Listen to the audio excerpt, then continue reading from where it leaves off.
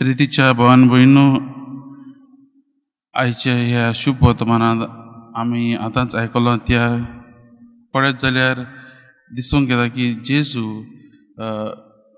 तो कोण गिरेस्त आसात गिरेस्त मनशांकूच तो असले परिस्थितीन घालता गिरेस्त मनशांक मनीस ताका बरें दिसना अशें दिसून येता कित्याक तो जाणा की जायते फावटी गिरेस्तकाय आमच्या जिवितांत आयली जाल्यार आमी देवा कडसून पयस वतात. पूण अशें न्हय, जेजूच्याय जिवितांत जायते गिरेस्त शीस आसलेले ताचे.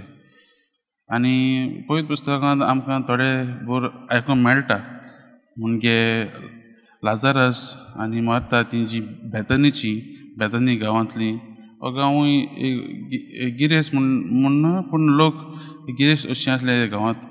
ते भायर निकोडिमस हो फारिझेव ताचे लागून जायती गिरेस्तकाय आसली. पूण जेजू ह्या आयज जो मनीस येता गिरेस्त मनीस येता भुरगो येता ताच्या काळजांत तो पळयता.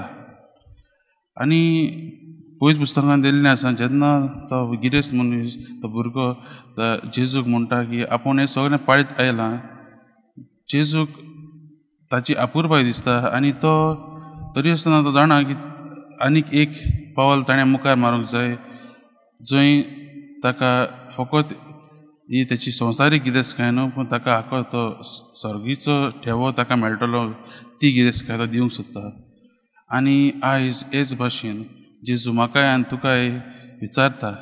आमचे लागीं जायती गिरेस्तकाय आसा, न्हय संवसारीक गिरेस्तकाय पूण जायते फावटी आमी आमचे अचिवमेंट्स आसतात, आमी कितें केल्लें आसा आमी तें घेवन बसतात. ही असली गिरेस्तकाय देखून जेजूक जाय ती ताणें आपल्याच्या हातांत दिलेली.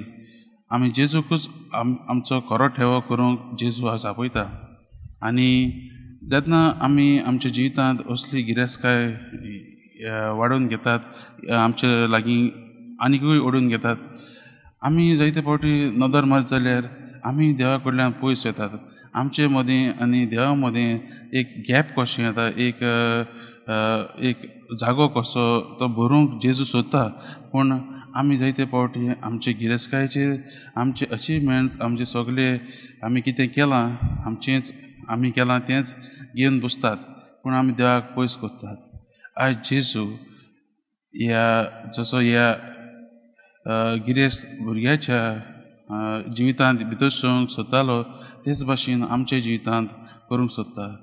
आयज ह्या शुभ वर्तमानाचेर नियाळ करता आसतना आमी होच प्रश्न मांडुया आनी आमी चिंतुया की जायते फावटी आमी असले परिस्थितीन पडल्यात काय.